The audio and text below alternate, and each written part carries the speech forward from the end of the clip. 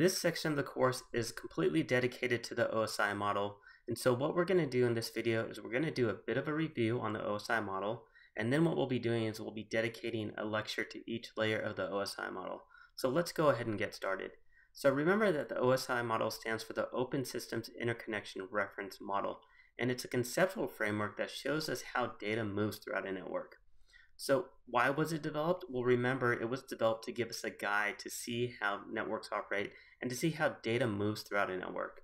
And remember that there are unique protocols at each layer. And one of the most important things with this we have to remember is that this is only a reference model. Remember, this was not implemented. It's only a reference model. And in the real world, remember, TCP/IP was implemented instead. So remember that the OSI model is a stack of different layers, and within those layers there's a total of 7, and we have upper layers and we have lower layers. And so if you remember with the upper layers, we will call those the host layers, meaning these are the activities that happen on the computer itself.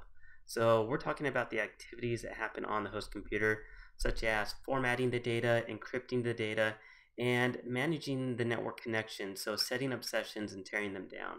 Now, the lower layers are the layers that we call the media layers, and these are network-specific layers. So these are the activities that happen on the network, such as the routing, the MAC addressing, and the flow control of the data going across the network.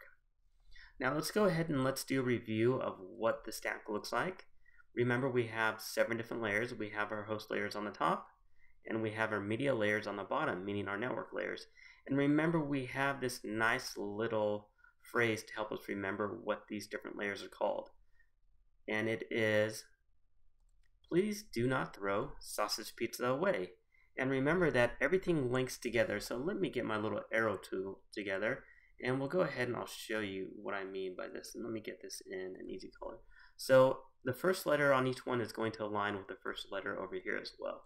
And you'll notice that when we say it, we start with the bottom, we go to the top. So please do not throw sausage pizza away, and the first letter is going to align with the first letter here. So for those of you that are studying to take the Network Plus or the CCENT or the CCNA, having something like this to memorize this is something that's going to be really good for you.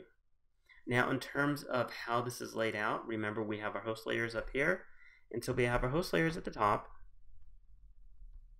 So the top 4 layers here are the host layers, meaning that's the activities that happen on the computer. And then the bottom 3 layers happen on the network.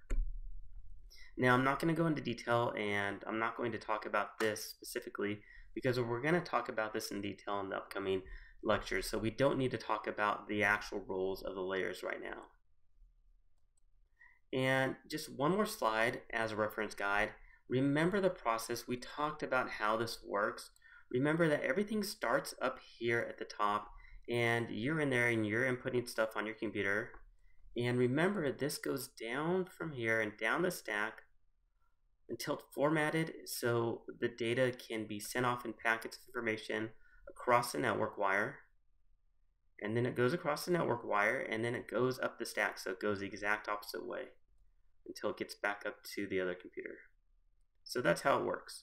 It goes down the stack on one side, and I'll draw an arrow this way. So assume we have a computer here and we have a computer here.